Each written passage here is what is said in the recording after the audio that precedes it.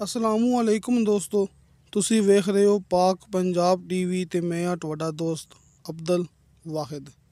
ਦੋਸਤੋ ਮਾਸ਼ਾਅੱਲਾ, ਅੱਜ ਮੈਂ ਤੁਹਾਡੇ ਵਾਸਤੇ 350 ਕਨਾਲ ਯਾਨੀ ਕਿ 350 ਕਨਾਲ ਇਹ ਜ਼ਰਾਈ ਜ਼ਮੀਨ ਦੀ ਵੀਡੀਓ ਲੈ ਕੇ ਹਾਜ਼ਰ ਹੋਇਆ। ਇਨਸ਼ਾਅੱਲਾ ਉਮੀਦ ਹੈ ਕਿ ਦੋਸਤਾਂ ਦੇ ਬੜੀ ਪਸੰਦ ਆਵੇਗੀ। ਦੋਸਤੋ, ਹਾਜੀ ਸਾਹਿਬ ਦੇ ਕਹਿਣ ਦੇ ਮੁਤਾਬਕ ਰਕਬਾ आबाद ਤੇ गैर आबाद मिक्स है। दोस्तों, अच्छी मिट्टी वाली ज़रख़ैज़ ज़मीन है कि कंकर वगैरह नहीं है गए। अच्छी मिट्टी वाली काबिल काश्त ज़मीन है। जिहड़ी उच्ची नीवीं ज़मीन है, सिर्फ दोस्तों ने बस इनू पद्धरा करना है तो ज़मीन मुकम्मल तैयार। दोस्तों, इनकी लोकेशन इन्नी को प्यारी है कि हर दोस्त दे पसंद आनी है। तहसीलो ज़िला चकवाल मेन GT रोड तो सिर्फ 3 किलोमीटर अंदर आके ये अपने कोले रकबा जे। दोस्तों, याद रखना है कि मेन चकवाल रोड तो आप सिर्फ 3 किलोमीटर अंदर आना है, जिंदे विच तकरीबन कोई 2-3 एकड़ रस्ता कच्चा जे। बाकी दोस्तों को तमाम मिलेगा कारपेट रोड।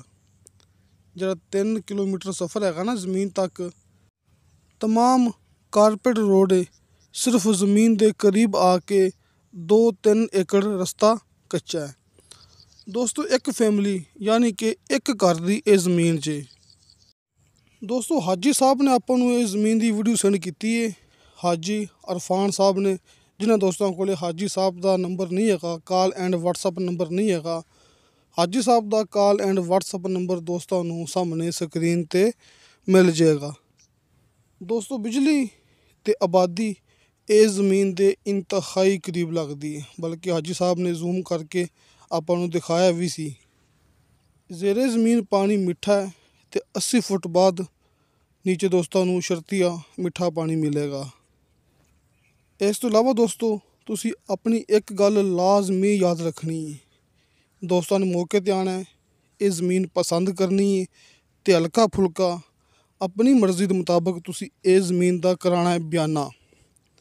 हट के जो टाइम होगा 1 माह का, 2 माह का, 3 माह का, तुसी इस ज़मीन को क्लीयर करना है।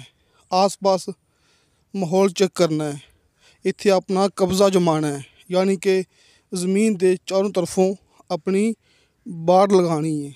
ज़मीन के 4 चफेरे अपनी तार लगानी है, अपना कब्ज़ा जमाना है, आस पास का माहौल चेक करना है, दोस्तों को मालूमात लेनी है, सिर्फ हल्का फुल्का बयाना करा के।